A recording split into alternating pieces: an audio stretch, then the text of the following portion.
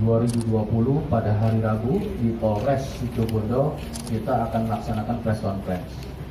Sebagaimana yang kita ketahui, beberapa kejadian yang lalu, tepatnya pada hari Minggu dan Senin dini hari, yaitu tanggal 9 dan 10, ada kejadian yang sangat kita prihatinkan bersama, yang seharusnya tidak perlu terjadi. Ya, ini yang pertama.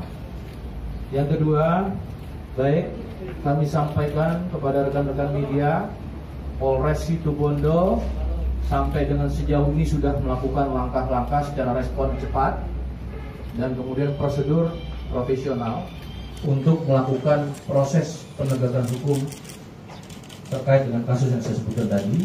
Dan tentunya tidak lupa kasus ini di backup dari Polda Jawa Timur, yaitu Direktorat Reserse Kriminal Umum. Di sini hadir Pak Direktur, ya, Kombes Pol Fitra, dan kemudian juga dalam fungsi pengawasan ada dari Itwasda dan juga Bitpropam Polda Jawa Timur. Artinya melihat bagaimana prosedur penanganan ini secara prosedur dan profesional tadi. Baik, kita mulai pada substansi kasus. Sejauh ini sampai hari ini Polres Situbondo sudah mengamankan 8 orang. Ulangi, 80 orang. 80 orang kita lakukan proses pemeriksaan, mengerucut kembali. Penetapan tersangka ada 54 orang. Ulangi, 59. Iya, terdiri dari, saya ulangi, penetapan tersangka sudah 45 orang, yang terdiri dari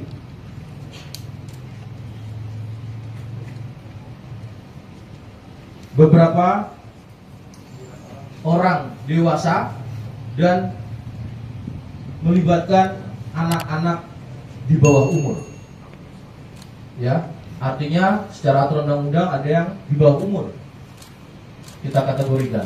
Bagaimana penanganannya? Tentu berlaku pada perlakuan khusus ABH, anak berhadapan dengan hukum. Ini sudah diterapkan. Ya, di sini tidak ada. Ini yang masuk kategori dewasa. Ada 2 tempat kejadian perkara. 2 tempat kejadian perkara. Yang pertama adalah terjadinya suatu dugaan tindak pidana kekerasan atau penganiayaan terhadap orang, yaitu tempatnya di Desa Kayu Putih, ya, Kecamatan Panji, Kabupaten Situbondo. Ini yang kejadian pada tanggal 9 Agustus 2020. TKP kedua ada kejadian pengerusakan secara bersama-sama. Ya, tepatnya di TKP Desa Tribungan, Kecamatan Mangaran, Kabupaten Situbondo. Desa ini berbatas jalan, satu area. Ya. Maka yang terjadi adalah penganiayaan atau kekerasan terhadap orang di TKP pertama dan kerusakan harta benda yang ada di beberapa rumah Desa Tribungan. Yang ketiga, laporan polisi. Masyarakat yang mengadu kepada Polres Situbondo, sejauh ini yang pertama pada tanggal 9 diterima 5 laporan polisi. Ya, 5 laporan polisi. Ini terkait dengan kekerasan terhadap seseorang. Yang kedua, ada 19 laporan terkait dengan kerusakan kerugian material atau harta benda seperti pecah kaca, baik itu rumah, mobil, dagangan, warung, ya. Nah, rata-rata merugi harta benda terkait dengan kerusakan, penyerangan dengan menggunakan alat bukti yang ada seperti batu yang kita lihat bersama. Sejauh ini kasus masih kita lakukan proses penyidikan. Yang pertama, ini suatu tadi saya sampaikan ya, sesuatu hal yang kita sangat sesalkan. di mana hakikatnya suatu organisasi apapun berdiri di negara Republik Indonesia ada landasannya. Landasannya adalah melindungi masyarakat, mengayomi masyarakat, mau ormas, LSM, perguruan apapun. Namun ini kontraproduktif dan ini kita sesalkan. Dan ketiga juga yang kita sesalkan adalah melibatkan anak-anak dalam suatu tindak pidana ini. Ini tidak perlu terjadi. Ya.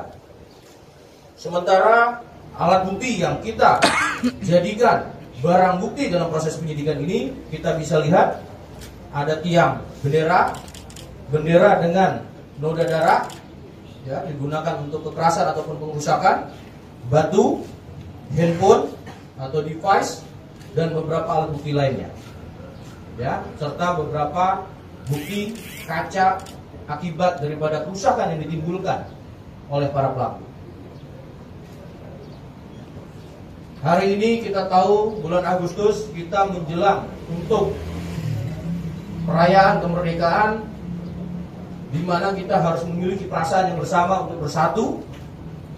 Tidak mudah dulu pendahulu kita memerdekakan Indonesia ini. Namun tadi kami sampaikan, kami sesalkan ini tidak perlu terjadi di daerah manapun. Tidak hanya di Situbondo, khususnya semua di Jawa Timur dan umumnya di seluruh Indonesia. Tidak perlu terjadi. Kita sama, satu bangsa, satu perasaan yang sama. Dalam rangka menjelang proklamasi, kita harus bersatu.